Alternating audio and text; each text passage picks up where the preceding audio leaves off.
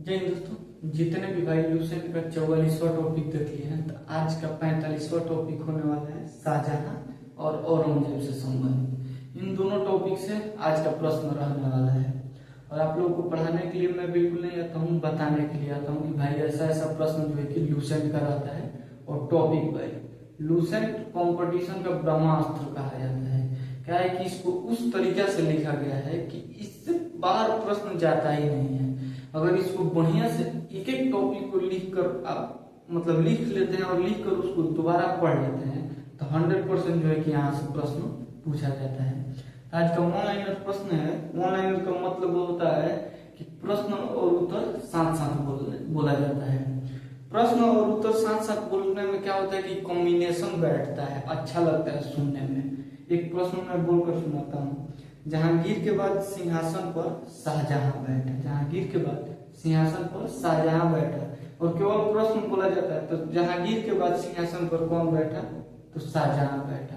प्रश्न और उत्तर अलग अलग हो जाता है तो थोड़ा सा कॉम्बिनेशन डगमगा जाता है। तो आज का पहला प्रश्न है, जहांगीर के बाद सिंहासन पर शाहजहां बैठा। शाहजहां का जन्म 5 जनवरी 1592 ईस्वी को होगा। अगला प्रश्न है, 4 फरवरी 1628 को शाहजहां आगरा में अबुल मुजफ्फर साहिबुद्दीन मुहम्मद साहिब किरण ए सानी की उपाधि प्राप्त कर सिंहासन पर बैठा। बोला है कि 4 फरवरी 1628 को शाहजहां आगरा में अबुल मुजफ्फर साहिबुद्दीन मुहम्मद साहिब किरण ए सानी की उपाधि प्राप्त कर सिंहासन पर बैठा।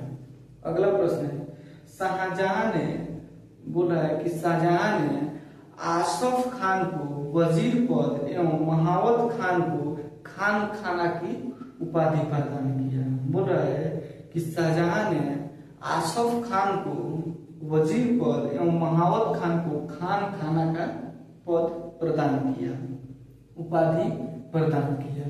अगला प्रश्न है, शाहजहां ने अपने बेगम मुमताज महल की याद में ताजमहल का निर्माण करवाया। बोल रहा है कि शाहजहां ने अपने बेगम मुमताज महल की याद में ताजमहल का निर्माण करवाया। इस पे एक बात हमको याद पड़ गया, क्या है कि आप लोग उसमें एक बात बोलना चाहता हूँ। मान लीजिए कि ये शाहजहां जो था वो अपने मुमताज की याद में ताजमहल का निर्माण करवा दिया। आप लोग उसके याद में आप एक झोपड़ी का निर्माण करवाइएगा कि नहीं, कमेंट में जरूर बताइएगा। ठीक है, ये मैं बोलना नहीं चाहता था लेकिन बोल दिया कि आप झोपड़ी का निर्माण करवाइएगा कि नहीं, ये बताइएगा जरूर। अगला प्रश्न है, ताजमहल का रूपरेखा किसने तैयार किया, तो उस्ताद ईसा ने। बोला है कि ताजमहल का रूपरेखा उस्ताद ईसा ने तैयार किया। अगला प्रश्न है, शाहजहां के शासन काल को स्थापत्य कला का स्वर्ण युग कहा जाता है। बोल रहा है कि शाहजहां के शासन काल को स्थापत्य कला का स्वर्ण युग कहा जाता है। अगला प्रश्न है, शाहजहां द्वारा बनवाई गई प्रमुख इमारतें। दिल्ली का लाल किला, दीवाने आम, दीवाने खास, दिल्ली का जामा मस्जिद, आगरा का मोती मस्जिद, ताजमहल एवं लाहौर का किला स्थित शीश महल का निर्माण शाहजहां के द्वारा करवाया गया। ये जितना भी मैं नाम रखा हूँ ये सभी का निर्माण जो है कि शाहजहां के द्वारा करवाया गया है। अगला प्रश्न है, हुमायूं के मकबरे को ताजमहल का पूर्ववर्ती माना जाता है। आप सोच रहे होंगे कि हम शाहजहां के बारे में बता रहे हैं, इसमें हुमायूं कहाँ आ गया। तो भाई एक नोट में कोई हाईलाइटेड प्रश्न होता है उसको लूसेंट में नोट करके बता दिया है। तो बोल रहा है कि हुमायूं के मकबरे को ताजमहल का पूर्ववर्ती माना जाता है। अगला प्रश्न है, शाहजहां ने 1632 ईस्वी में, बोल रहा है कि शाहजहां ने 1632 ईस्वी में अहमदनगर को मुगल साम्राज्य में मिला लिया। बोल रहा है कि शाहजहां ने 1632 ईस्वी में अहमदनगर को मुगल साम्राज्य में मिला लिया। अगला प्रश्न है, शाहजहां ने 1629 ईस्वी में अपनी राजधानी को आगरा से दिल्ली लाने के लिए यमुना नदी के दाहिने तट पर शाहजहानाबाद की नींव डाली। तो क्वेश्चन पूछेगा शाहजहानाबाद की नींव किसने डाली? तो शाहजहां ने। अगला प्रश्न है, शाहजहां के दरबार के प्रमुख चित्रकार मोहम्मद फकीर एवं मीर हाकिम थे। बोल रहा है कि शाहजहां के दरबार के प्रमुख चित्रकार मोहम्मद फकीर एवं मोहम्मद हाकिम थे।